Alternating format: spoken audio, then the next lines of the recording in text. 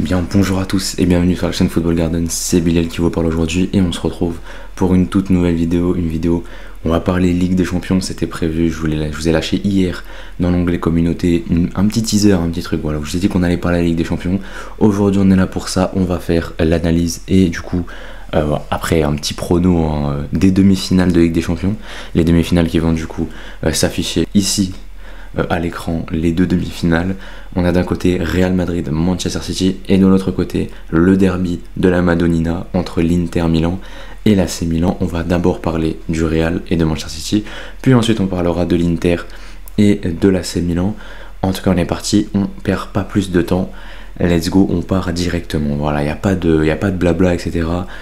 Real Madrid, Manchester City, on commence avec le Real, du coup le Real qui hier ont joué un match, il faut savoir qu'ils jouent mercredi si je dis pas de bêtises, et donc du coup ils ont joué match hier contre Osasuna, c'était la finale de la Coupe du Roi, qu'ils ont remportée, c'est leur 20e Coupe du Roi de leur histoire, et c'est aussi le dernier trophée que Carlo Ancelotti n'avait pas encore remporté avec le Real Madrid, donc maintenant c'est chose faite. Voilà, victoire 2-1 avec un doublé de Rodrigo, dont un premier but vraiment très beau, Vinicius côté gauche qui perfore assez bien la défense, et derrière Rodrigo qui envoie un pétard, une grosse mine dans la lucarne, vraiment c'était magnifique. Et donc du coup, victoire 2-1, ils ont remporté du coup leur deuxième trophée de la saison après la Coupe du Monde des clubs, et même leur troisième si je dis pas de bêtises. Oui, ils ont gagné la Super Coupe d'Europe contre Francfort, donc c'est leur troisième trophée, excusez-moi, leur troisième trophée de la saison, du coup la Coupe du Roi. Donc du coup en championnat c'est un petit peu plus compliqué, on va pas se mentir, c'est un peu plus compliqué, ils ont perdu 2 fois sur leurs 3 derniers matchs, ils ont perdu récemment, c'était le week-end dernier, pas week-end, mercredi, c'était contre la Real Sociedad, ils ont perdu 2-0, ils ont perdu également contre Girone, il y a une dizaine de jours, ils ont perdu 4-2, un quadruplé d'un mec inconnu au bataillon, qui leur a planté 4 buts, c'était quelque chose. Donc voilà, le Real qui a perdu 2 de ses 3 derniers matchs et qui non seulement s'est vu très loin distancé par le Barça qui est maintenant à 14 points du Real, donc c'est quasiment acté, pour pas dire acté déjà. Je crois qu'ils peuvent être champions dans 2 matchs. Je crois que s'ils gagnent leurs 2 prochains matchs, ils sont champions, ou alors le prochain et ils sont déjà champions, je sais plus exactement. Donc du coup voilà, ils sont à 14 points du Barça. Et en plus de ça, ils se sont fait dépasser également par l'Atlético Madrid au classement, l'Atlético de Antoine Griezmann, évidemment, qui ont disposé de Cadiz il y a quelques jours. Voilà, ils sont gagnés 5-1, si je dis pas de bêtises, 5-1, doublé d'Antoine Griezmann en première mi-temps. Et du coup l'Atlético est deuxième avec 1 point d'avance sur le Real, du coup le classement qui apparaît juste là encore une fois. Et voilà, vous voyez que le Real se sont fait distancer par le Barça et dépassé par l'Atlético.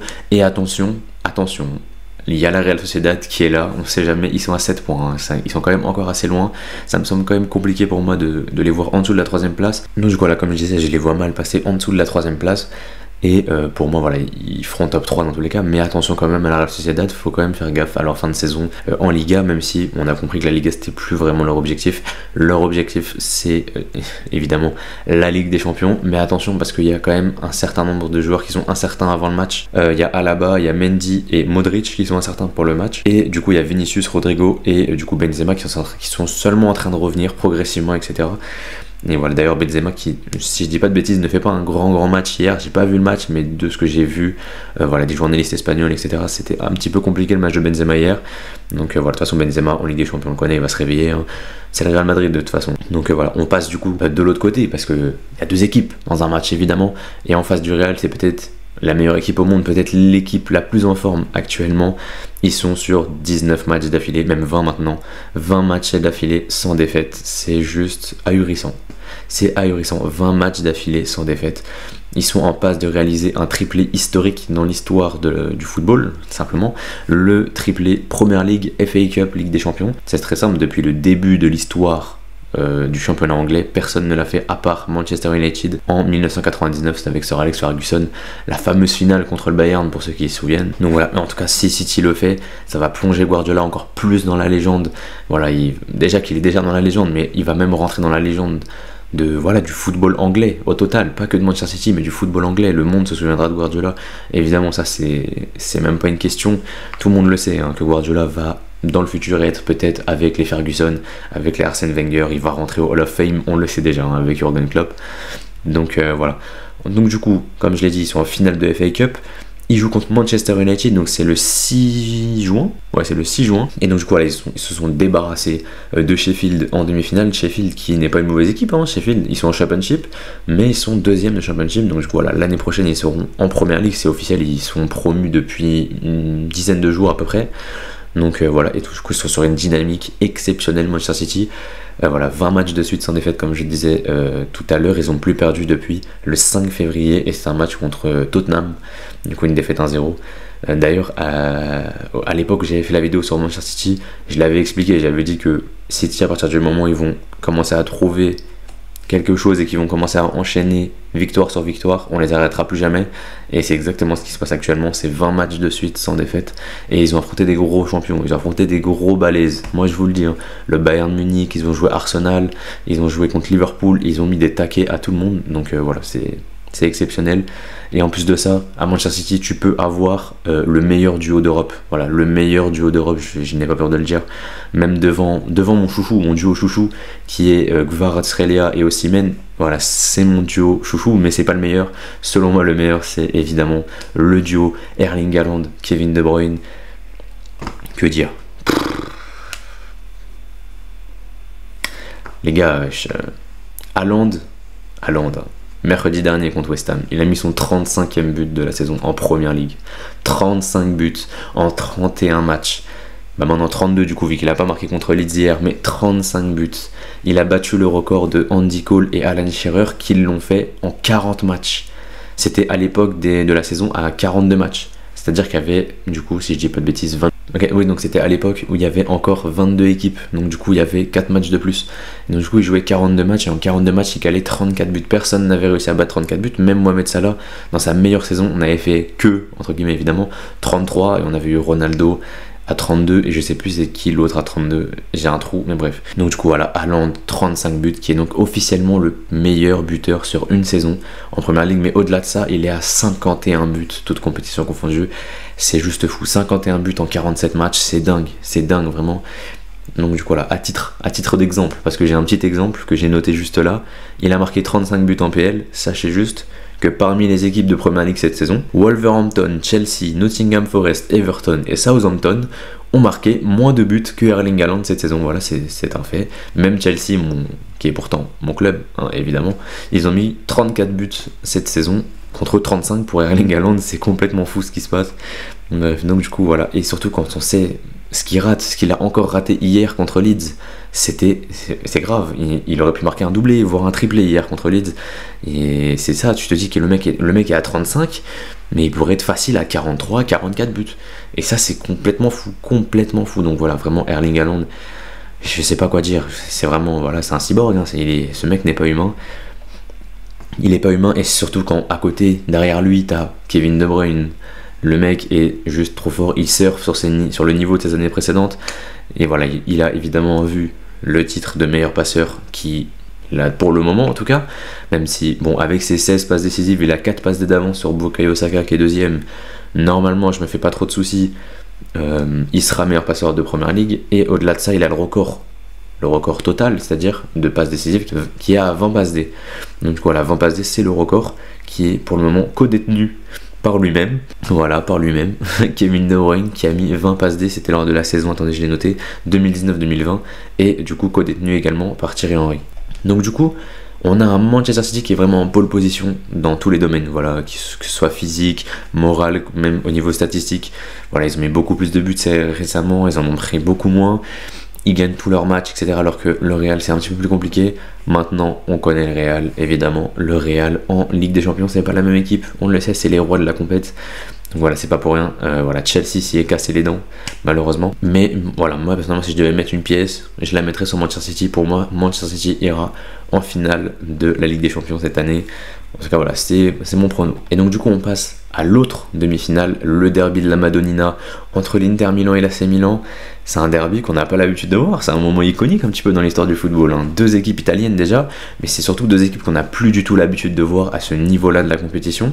L'Inter qui n'ont jamais été en demi-finale depuis 2010. 2010, c'est l'année où ils ont gagné la Ligue des Champions avec Mourinho. Voilà. Et également, il y a aussi un truc, c'est que depuis 2005, ils n'ont fait qu'une seule demi-finale et c'était 2010. Depuis 2005, on n'a pas vu l'Inter passer les quarts de finale de la Ligue des Champions.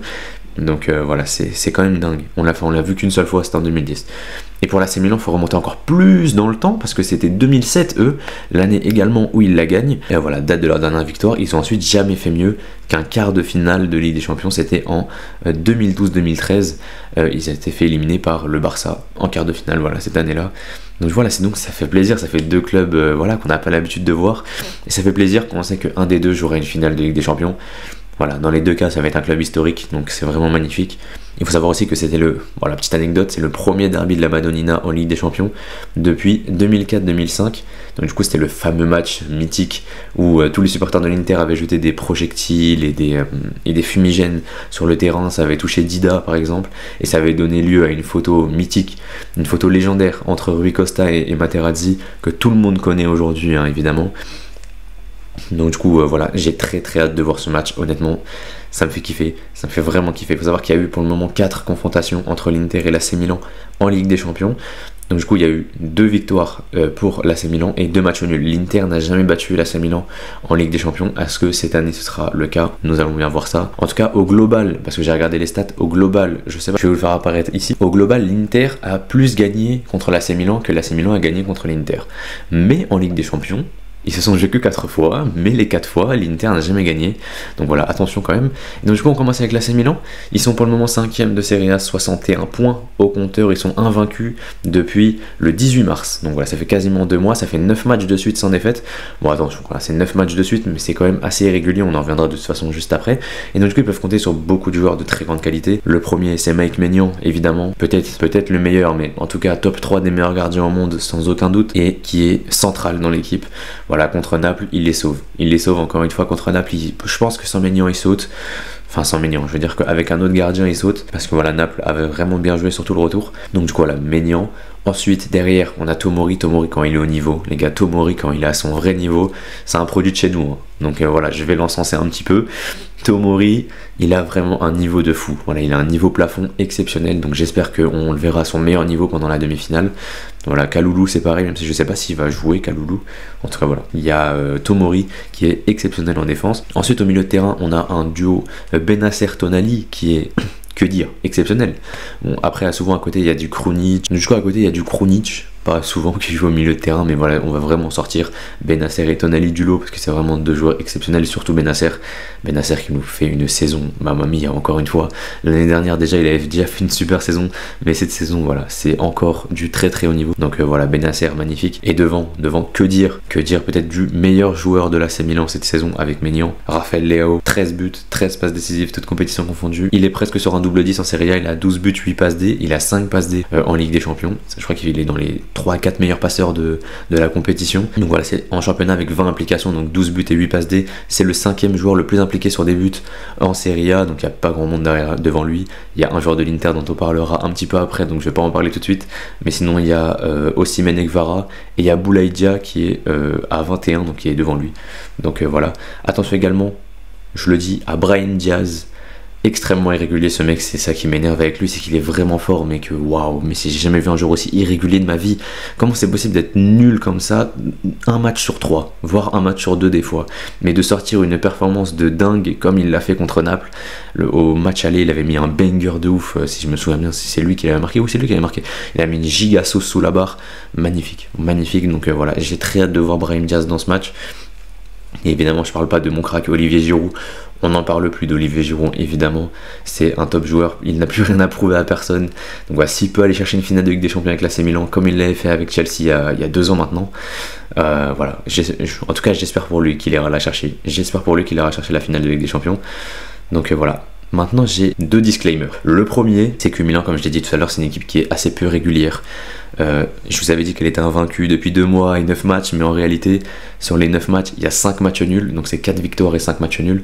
Et parmi les matchs nuls, on a un match nul, attendez, face à Cremonese, face à Bologne et face à Empoli, qui sont 3 équipes du bas de tableau. Enfin, Bologne, c'est milieu de tableau, mais Cremonese et Empoli, ça joue le maintien. Et voilà, ils sont capables du meilleur comme du pire, c'est ça le problème de l'AC Milan. Donc je crois d'ailleurs, ils se sont fait taper 3-0 par l'Inter en Super Coupe d'Italie en début d'année 2023. Donc voilà, c'est dans la continuité, peuvent être capables du meilleur, mettre 4-0 Maradona à Naples. Naples qui sont invaincus, qui étaient invaincus à domicile depuis je sais pas combien de temps, ils leur ont mis 4-0 chez eux, mais à côté ils sont incapables d'aller battre des équipes qui jouent le maintien. Ils ont pris que 7 points sur 33 possibles face aux 6 derniers de Serie A. Je crois que c'était ça la stat. Je suis pas sûr à 100%, mais je crois que c'était ça la stat. Voilà. Au pire, si c'est faux, vous me sautez dessus dans les commentaires, il n'y a aucun problème. Mais donc, du coup, voilà. Dans tous les cas, contre les petits, l'AC Milan, ils galèrent beaucoup, mais on verra que l'Inter, c'est à peu près pareil. Et donc, du coup, voilà, ça c'est le premier disclaimer. Attention, c'est une équipe très irrégulière, on ne sait pas encore ce que ça va donner. Et le deuxième disclaimer, c'est une alerte blessure. Leao qui est sorti lors du dernier match, on sait pas, je sais pas s'il va jouer le match. Du coup, c'est mardi. Ouais, donc du coup, c'est après-demain.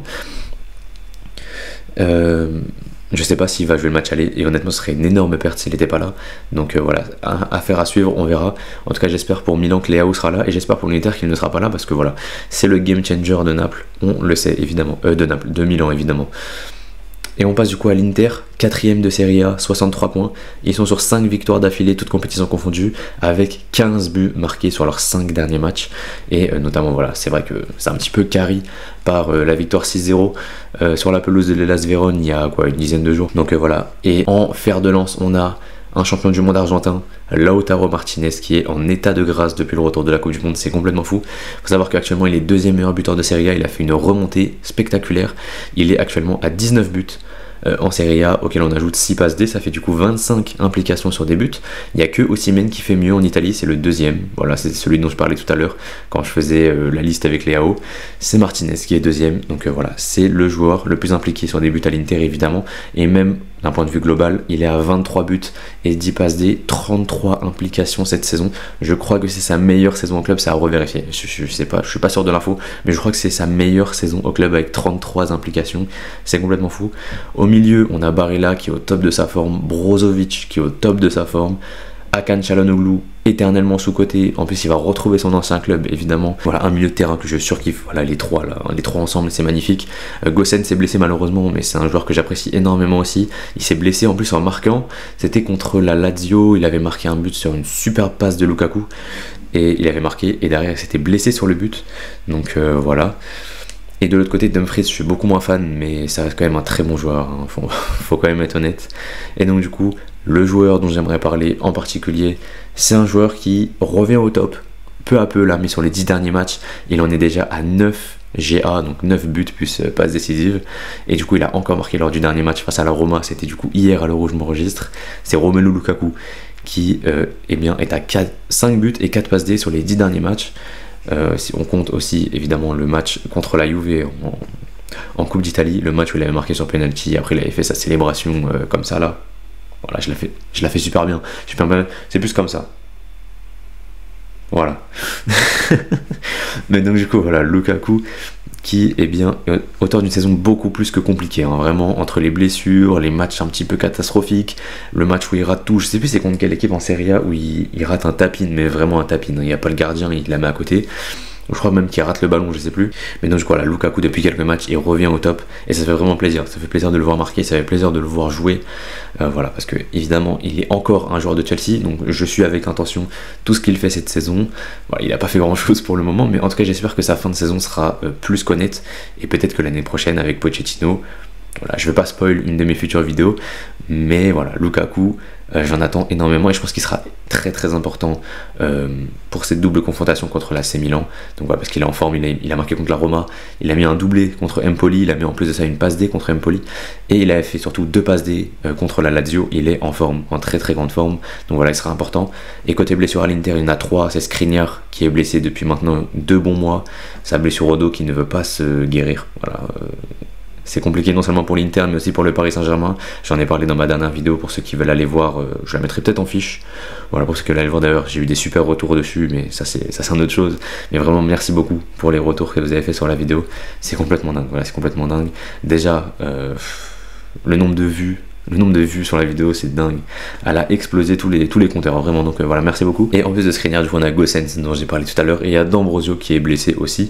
Et donc, on verra comment Inzaghi va procéder pour cette demi-finale de la Ligue des Champions.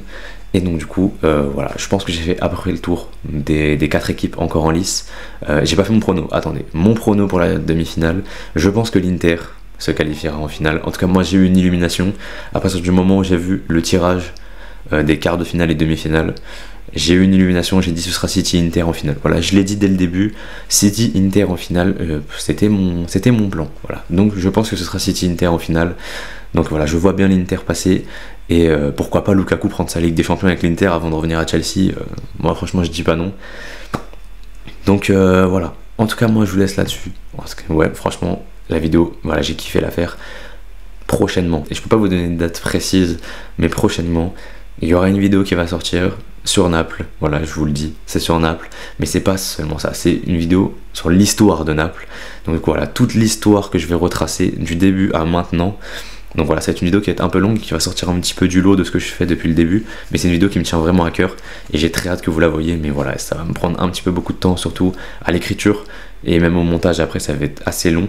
Donc voilà, je vous en dis pas plus pour le moment, ça arrive bientôt. En plus de ça, en plus de cette vidéo du coup que vous voyez actuellement là maintenant tout de suite, je suis en train de faire une petite liste que je prépare depuis maintenant quelques semaines de joueurs pour une éventuelle prochaine vidéo sur les futurs cracks du football, les futurs cracks mais que vous connaissez pas vraiment. Voilà, c'est des mecs, voilà, c'est des joueurs qui sont un petit peu sous les radars, c'est pas les Bellingham, les Gavi, les Pedri, tout ça, voilà, c'est des joueurs, des jeunes joueurs à très haut potentiel que voilà, j'aimerais bien voir au top niveau dans les prochaines années. Voilà, c'est surtout ça. Enfin, je vous laisse là-dessus. N'hésitez pas à vous abonner, à liker et à partager cette vidéo. N'hésitez pas à me dire dans les commentaires quels sont vos pronos évidemment pour les demi-finales de Ligue des Champions. Est-ce que vous voyez le Real aller chercher leur 15e Ligue des Champions? Est-ce que vous voyez le City de Erling Haaland et de Kevin De Bruyne aller enfin soulever cette Ligue des Champions à City? Ou est-ce que vous voyez une surprise du côté de l'Italie, un des deux clubs de Milan? Donc voilà, dites-le moi dans les commentaires. Je vais lire évidemment tout le monde avec une très grande attention. Moi je vous laisse là-dessus, c'était Bilal de la chaîne Football Garden. Portez-vous bien. Salut.